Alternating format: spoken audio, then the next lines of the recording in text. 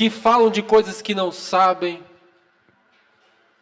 que não conseguem alcançar o coração de ninguém. E tão grave quanto isso são os ouvintes. Ouvintes despreparados para ouvir palavras do Senhor, a meditação. Sabe por quê? Nós temos compromissos demais, nós temos atividades demais, nós não temos tempo para meditar, não temos tempo para parar e ouvir Deus falando. Eu não gosto de muitos compromissos e nem gosto que me taquem compromissos. Sabe por quê? Eu sou muito fraco. Se eu me encher de compromissos, a minha fé, que já é fraca, ela fica mais fraca ainda, eu desanimo mais ainda. Mas as pessoas estão seguindo o ritmo contrário. Elas se enchem de compromissos. Não conseguem parar um minuto. Não pode ter um minuto. Já tem que vir para a rede social. Saiu da rede social, tem que ligar a televisão. Desligou a televisão, tem que fazer exercício. Terminou o exercício, tem que assistir uma série. Terminou a série, tem que dormir que ninguém é de ferro. Depois acorda. E aí já tem que sair correndo para um compromisso. E sai de um compromisso e entra no outro. E tem que levar a menina na escola. E tem que buscar. E tem que trabalhar. E tem que ganhar dinheiro. E aí quando chega na igreja, vamos ler a palavra do Senhor.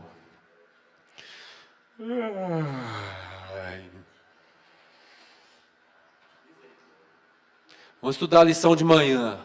Vou estudar. Ai, meu Deus, não vai dar.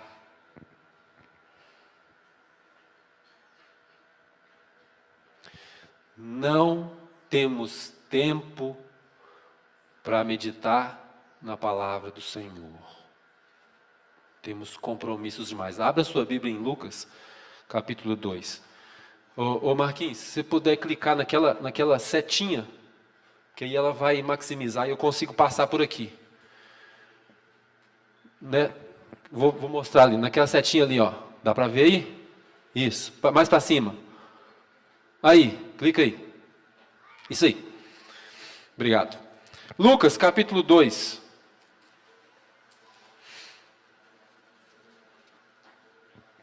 O sermão de hoje é baseado em Desejado de Todas as Nações, capítulo 5. Lucas 2, 22. Em diante. Acharam?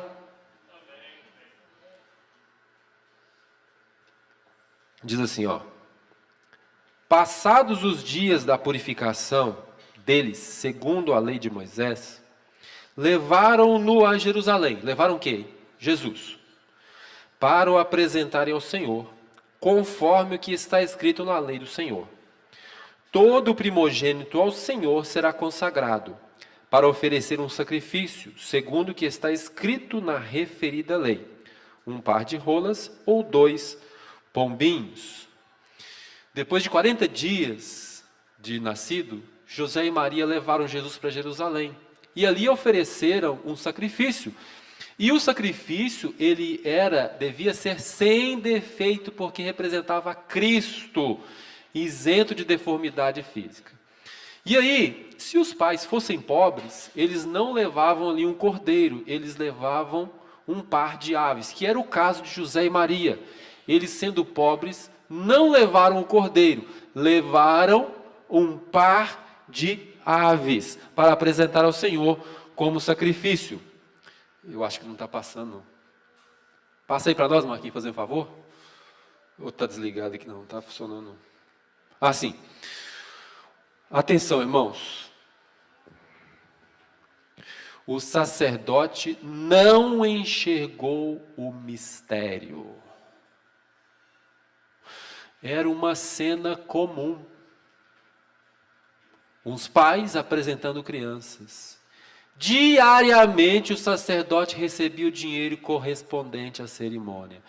Cotidianamente seguia a rotina de sua obra, prestando pouca atenção aos pais ou às crianças, a não ser que notasse indícios de fortuna ou elevada posição dos primeiros. José e Maria eram pobres, e ao trazerem seu filho, o sacerdote viu unicamente um homem e uma mulher, trajados à moda galileia, e no humilde vestiário. Nada havia em sua aparência que atraísse a atenção, e a oferta que apresentaram era das classes mais pobres. Aquele sacerdote, ele estava cheio de compromissos. Ele não tinha tempo de meditar naquilo que ele oficiava todo dia. Mesmo que os seus compromissos sejam na igreja, se você tiver excesso de compromissos na igreja, eles te impedem de ter comunhão com o Senhor. Impede. Por quê? Vamos fazer o negócio. Aí é aquele estresse. Tem que comprar não sei o quê. Tem que colocar não sei o quê. É assim ou eu estou mentindo? Termina estressado, gente briga por causa de que esqueceu de trazer não sei o quê. É uma confusão. Mesmo que sejam compromissos na igreja. No caso do sacerdote, irmãos, ele estava ali. Ele estava acostumado. Viu um pai e uma mãe trazendo uma criança. E se fosse uma vestimenta melhor, ele iria dar uma deferência. Mas ele viu que era pobre, falou, mais um casal de galileus trazendo aí sua criança. Passa, por favor, Marquinhos, para o próximo.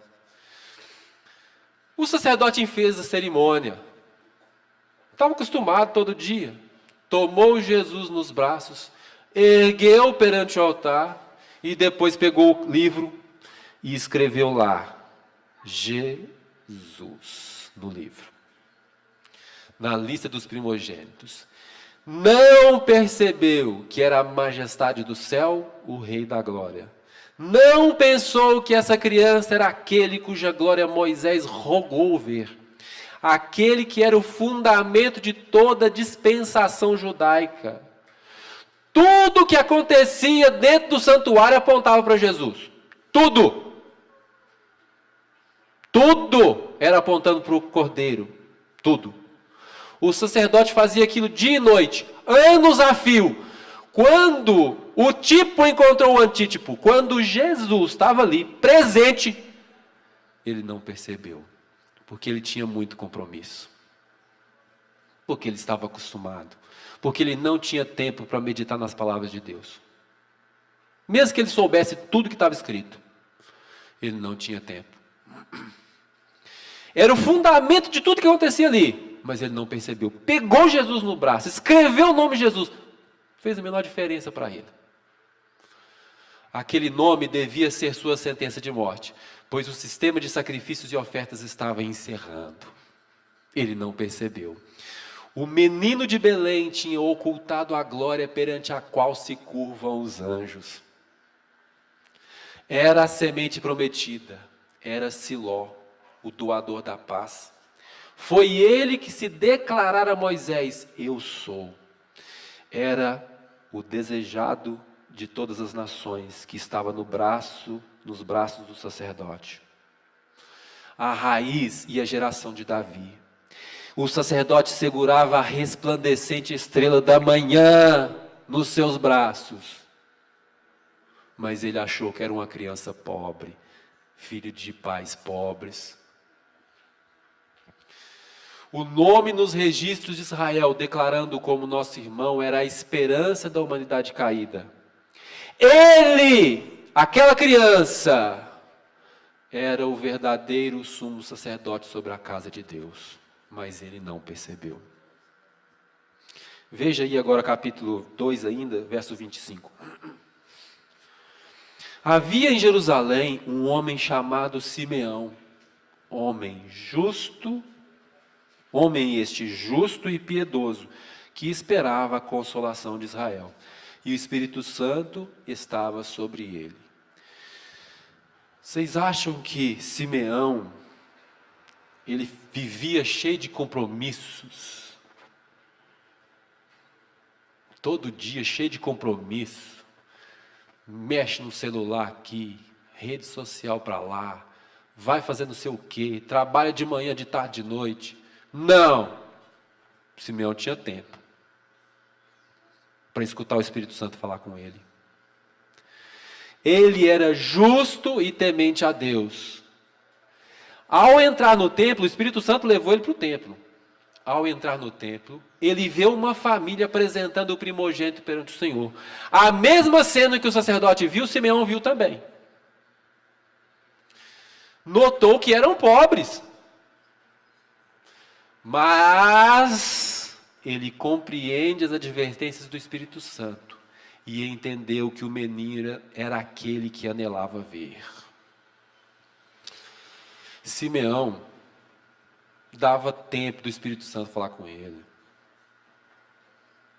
O Espírito Santo falava com ele e ele ouvia. E ele aprendeu a ouvir.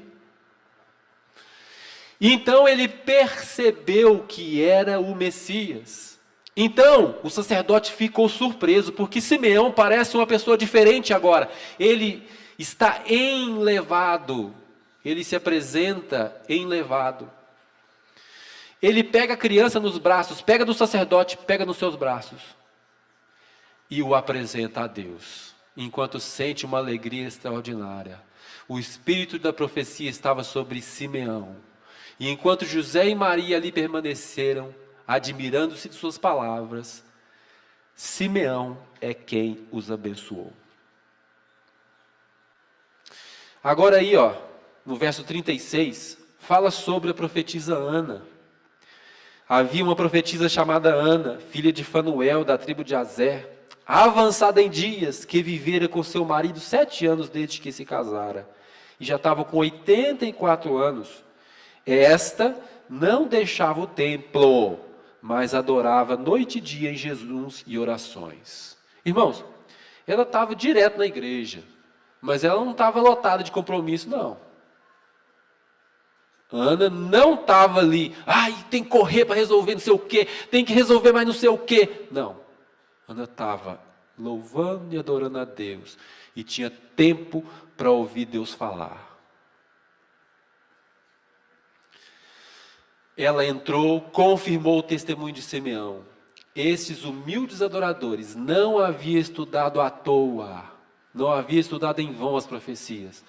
Mas os sacerdotes, mesmo lendo as preciosas declarações dos profetas, não estavam andando no caminho do Senhor. Atenção, hoje ainda acontece isso.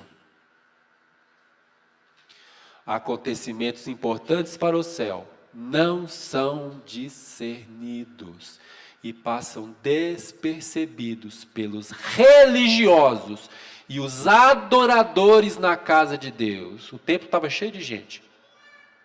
O templo era grande, estava cheio de gente. Só tinha 2 pessoas ali que estavam percebendo, que ouvia a voz do Espírito Santo. Só 2 pessoas. E eram os que menos parecia que estavam ouvindo. Eram os que menos parecia. Aquele tanto de gente atarefado, cheio de coisa para fazer, não viu. Não sentiu. O Espírito Santo às vezes tentou falar, mas eles já estavam cauterizados. Quando você cauteriza, você não ouve mais. Coisas importantes passam despercebidas. Bênçãos de Deus desaparecem. Quer ver? Você recebeu várias bênçãos hoje, milagres. Várias. O sol brilhou. Vitamina D. Você teve alimento na sua casa, acredito eu. Tudo milagre, você não consegue produzir. A terra produz pelo poder de Deus. Você bebeu água aqui, água, bebe água, maravilha. Você teve coberta para te cobrir de noite. Seu corpo esquentou, porque na verdade, você sabe que a coberta não te esquenta não, né? Você sabia que a coberta não esquenta? A coberta não esquenta nada não, é seu corpo que libera calor e a coberta segura o calor ali. É o alimento que você come que é transformado, você come besteira, muitas vezes, e Deus, na misericórdia dele, transforma essas besteiras que você come ainda em calor, em energia. Milagre. Milagre atrás de milagre. E a gente vê despercebido. Ah, tá ruim a vida. Que se Deus fizesse um milagre, estudou até na lição de manhã aí, né? Se Deus fizesse um milagre aí, eu visse e eu acreditava. Mentira. Você vê milagre toda hora. Olha só. Os homens reconhecem Cristo na história, ao passo que se desviam do Cristo vivo. Cristo vivo estava ali no braço do sacerdote. Desviou.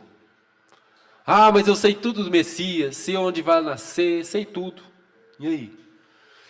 E Maria, irmãos, ela não compreendia plenamente a missão de Cristo. Não seria ele somente o libertador de Israel, mas redentor do mundo. Maria teve que passar muitos anos para entender, compreender a missão. Maria ainda esperava que o reino do Messias acontecesse no trono de Davi. Não viu o batismo de sofrimento pelo qual esse trono devia ser conquistado. Simeão disse, que está aqui no verso 34, 35.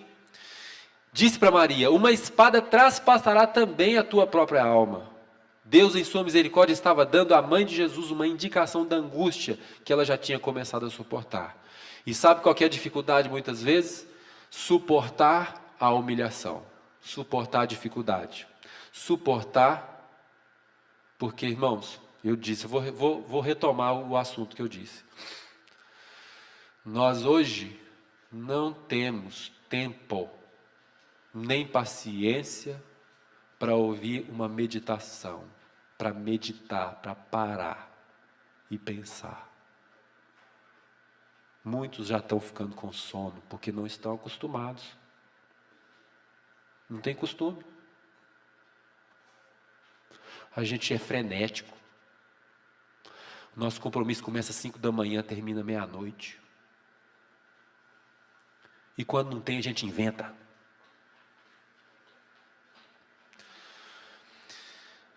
Este é posto para a queda e elevação de muitos em Israel. Teriam de cair os que quisessem se erguer novamente. Cair, irmãos. Tem que cair. Precisamos cair sobre a rocha e despedaçar-nos antes de poder ser elevados em Cristo. Nós, cheio de orgulho, cheio de si, cheio de conhecimento, eu sei, não precisa me explicar que eu já conheço. Nós somos o povo da Bíblia, não precisa explicar isso não que eu já sei, estou careca de saber. Precisamos cair sobre a rocha e despedaçar-nos antes de poder ser levados em Cristo. O eu tem de ser destronado, abatido o orgulho, se queremos conhecer a glória do reino espiritual. Tem que abater. Os sacerdotes, eles estavam cheios de si. Ana e Simeão dependiam de Deus. Você acha que Simeão tinha uma capacidade, uma acuidade mental tão grande, que ele só de olhar para a face de Jesus, do bebê, ia entender que ele era o Filho de Deus? Não. Ele dependia do Espírito Santo. Você entende a diferença entre saber e depender? O sacerdote achava que sabia. Os religiosos adoradores na casa de Deus, que estavam um monte de gente, igual nós somos aqui, igual nós estamos aqui, adoradores. Estava cheio de adoradores lá. Só que eles sabiam demais. Eles não dependiam. Agora, Simeão e Ana, eles dependiam de Deus. Precisa bater o orgulho se quisermos conhecer a glória do reino espiritual. Os judeus não... Atenção, olha só essa frase. Os judeus não queriam aceitar a honra que se obtém por meio da humilhação. Espera aí. Honra da humilhação? As coisas de Deus parecem ser loucura mesmo. Aquele que se humilha será exaltado, e aquele que se exalta será humilhado. Essa é uma verdade bíblica, que você não ultrapassa ela. Não tem como fugir dela. A honra se obtém por meio da humilhação. Então, irmãos, pegaram Jesus no braço, viram, estava ali o Redentor, o Salvador, a estrela da manhã, o desejado de todas as nações. É um bebê pobre. Pode passar, por favor. Para que se manifestem os pensamentos de muitos corações. Irmãos, Jesus veio para revelar os sentimentos de todos. De todos. Ó, a luz da vida do Salvador, o coração de todos, desde o Criador ao príncipe das trevas é manifestado. Por quê? Satanás acusou Deus de ser egoísta e opressor, como pretendendo tudo e não dando nada, reclamando o serviço de suas criaturas para a sua própria glória, e não fazendo nenhum sacrifício em favor delas. E aí Jesus veio e demonstrou claramente: egoísmo, Satanás. Egoísmo, Satanás. Cristo, que fez tudo por nós, não por Ele. Esse sim. Vamos lá. Pode passar, por favor. A vida de Jesus revela que o ódio de Deus para o pecado é forte, como a morte. Mas seu amor para com o pecador é ainda mais forte que a morte. Não poupará coisa alguma para concluir sua obra. Nenhuma verdade essencial à nossa salvação é oculta. Nenhum milagre de misericórdia negligenciado. Nenhum instrumento divino deixado de ser posto em ação. Os favores amontoam-se aos favores, as dádivas acrescentam-se às dádivas. Todo o tesouro do céu se acha livre àqueles que ele busca salvar. Irmãos, tudo está disponível. Havendo coletado as riquezas do universo e aberto os recursos do infinito poder, entregou tudo nas mãos de Cristo e diz: tudo isso é para o homem. Usa tudo isso para lhe provar que não há amor maior que o meu na terra e no céu. Sua maior felicidade se achará em me amar e ele a mim.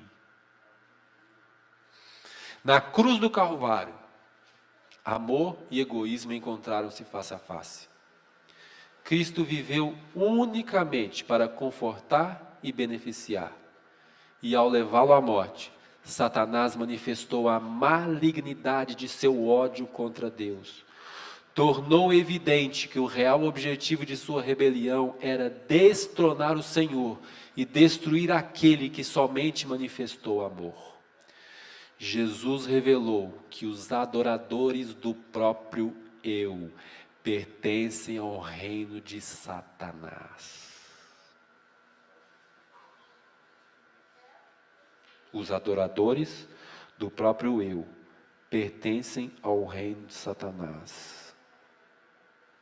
Então não fique querendo aparecer, não fique querendo ser o melhor, não humilhe as pessoas, não queira ser melhor que ninguém, desapareça e deixe que Cristo cresça.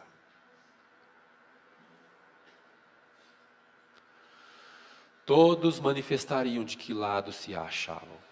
Pode passar. No dia do juízo final, estamos encerrando. No dia do juízo final, toda alma perdida compreenderá sua rejeição da verdade. Diante do Calvário, toda falsa desculpa será banida. Nós somos cheios de desculpa. Porque o meu negócio é assim, comigo, para mim não dá. Porque eu não dou conta, porque eu tenho menino, porque eu tenho compromisso, porque eu... Toda falsa desculpa será banida no juízo final, diante do Calvário. A apostasia humana aparecerá em seu odioso caráter. Os homens verão o que foi sua escolha. Toda questão de verdade e de erro, na longa controvérsia, terá sido então esclarecida. Pode passar. No juízo do universo, Deus ficará isento de culpa pela existência ou continuação do mal. Não havia defeito no governo de Deus, nenhum motivo de insatisfação. Quando os pensamentos de todos os corações forem revelados, tanto os leais como os rebeldes se unirão em declarar. Apocalipse 15, verso 3 e 4. Justos e verdadeiros são os teus caminhos, ó Rei dos santos. Quem te não temerá, ó Senhor, e não magnificará o teu nome? Porque os teus juízos são manifestos. Você tem tempo para ouvir Deus? Ou você está cheio de compromisso? Ah, mas eu não tenho jeito, eu tenho que ter compromisso. Ah, que isso.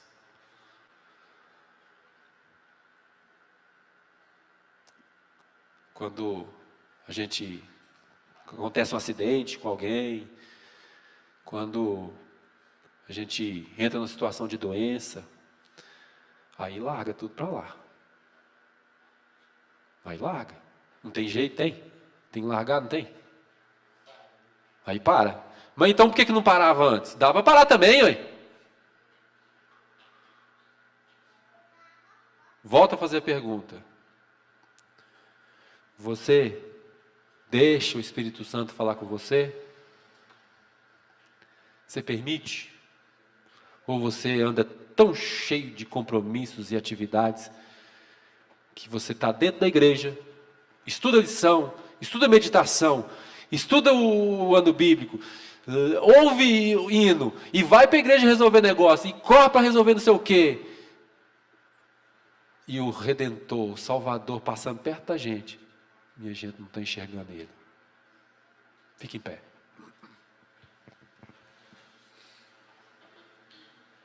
Vou convidar o Vinícius, ele vai cantar um hino.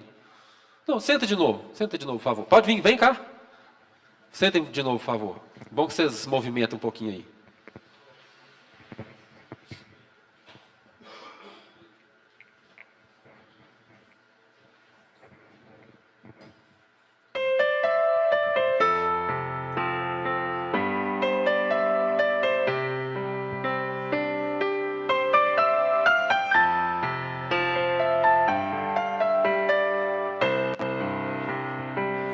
Tá chorando porque se você tem um Deus que cuida de você, oh, e jamais te esqueceu.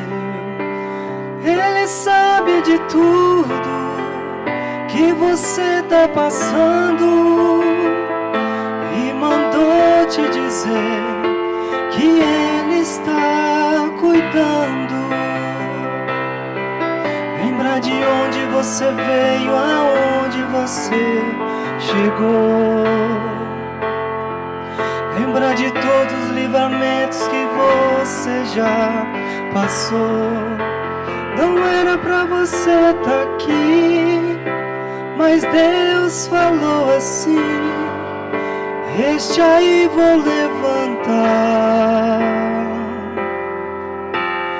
E onde colocar a mão eu vou abençoar. Não chore, que cuida de você não dorme. Levanta, tem muita gente que te ama. Deus mandou te dizer que vai acontecer. Deus mandou te falar que tudo vai passar.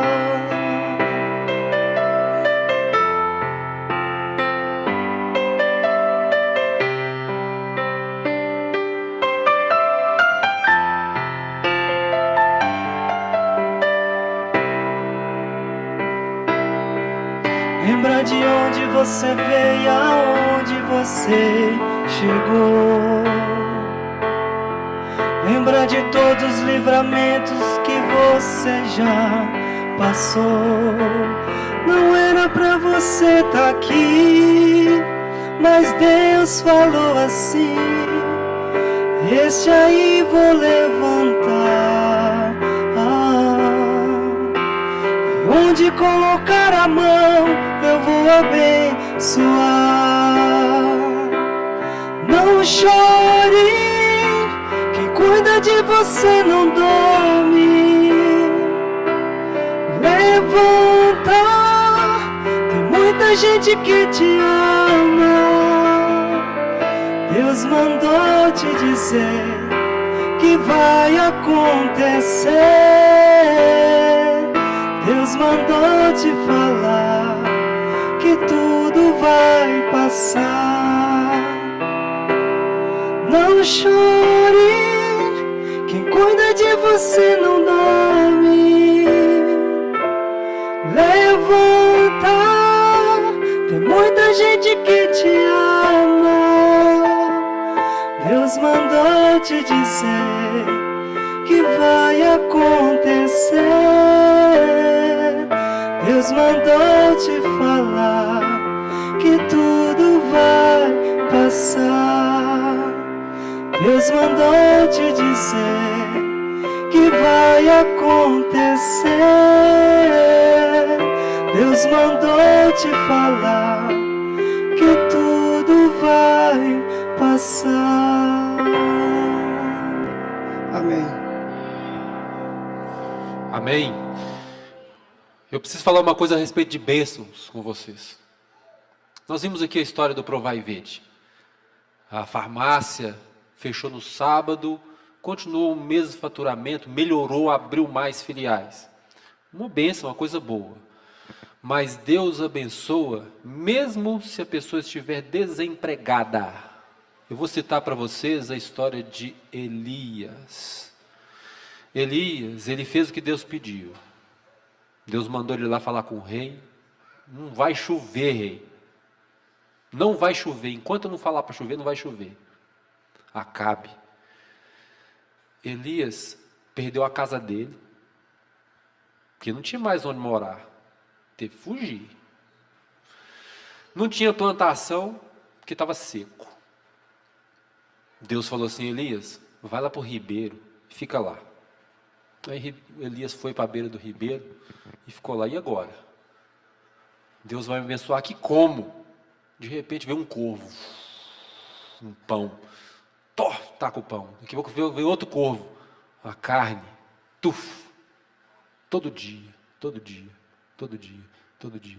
E ele não recebeu emprego, a conta dele não multiplicou de dinheiro, mas ele estava sendo abençoado. Então, a bênção de Deus, às vezes não vai te fazer enriquecer. Talvez não seja plano de Deus isso. E mesmo que você não tenha um emprego, Deus te sustenta. Fique em pé. Querido Pai Celestial, ouvimos advertências da Tua Palavra, Senhor, nessa manhã. Quantas vezes nossos compromissos e atividades têm obscurecido a Tua voz, não temos ouvido o Teu Santo Espírito. Senhor, nos ajude a reformar a nossa vida, para a gente ter condições de ouvir a Tua voz, Teu Espírito Santo poder falar com a gente. Senhor, nos ajude. Nós possamos tomar essa decisão de cortar compromissos desnecessários, coisas que só servem para nos engrandecer. Tira, Senhor, de nós o orgulho, essa vaidade, e que nós possamos realmente nos ouvir a Tua voz. Nós precisamos disso, Senhor, precisamos ouvir a Tua voz, confiar em Ti como Elias confiou, como o irmão da história também confiou. Precisamos dedicar, Senhor, e ter essas condições de dedicar nossa vida ao Senhor, sem medo, afastando todo o medo, porque o amor lança fora o medo. Em nome de Jesus, amém. Deus abençoe você. E até a próxima reunião, se Deus nos permitir.